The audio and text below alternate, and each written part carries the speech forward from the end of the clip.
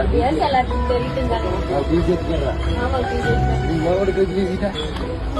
நாளைக்கு வந்து அடி போட்டுருங்க. 1000 கோடிக்கு மேல ஊழல் பண்ணிருக்காங்க டாஸ்மார்க்ல. இளம் விதவைகள் தமிழ்நாட்டுல அதிகம்னு சொல்லிட்டு இருக்காங்க. ஆனா இளம் விதவைகள் இன்னும் அதிகமாக்கிறதுக்கு என்னென்ன வேலை பண்ண முடியுமோ கள்ளச்சாராயம்ல இருந்து எல்லாத்தையும் டாஸ்மார்க் மூலியமா பண்ணிட்டு இருக்காங்க.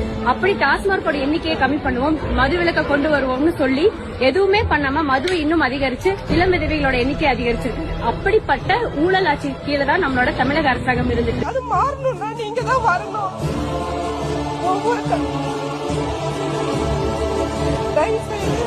யாரும் குடியும் மது மறையணும்னு சொன்னா நம்ம நினைச்ச கனவு நிறைவேறணும். நம்ம அண்ணன் அந்த இடத்துக்கு கொண்டு வந்தால் மட்டுமே தான் அந்த மது மாறும்.